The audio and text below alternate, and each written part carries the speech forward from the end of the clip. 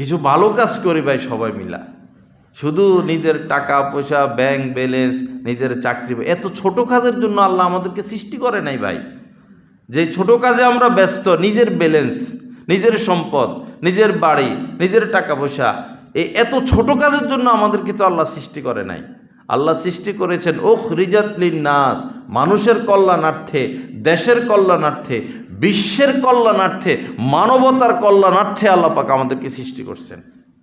আমরা মানবতার দিশারি, মানব জাতি আমাদের দ্বারা পুনরুদ্ধার হবে, তাদের সুন্দর ব্যবস্থাপনা হবে, তারা সঠিক রাস্তা পাবে, আরামের জিন্দেগি পাবে। এজন্য আমাদেরকে আল্লাহ পাক সৃষ্টি করছেন।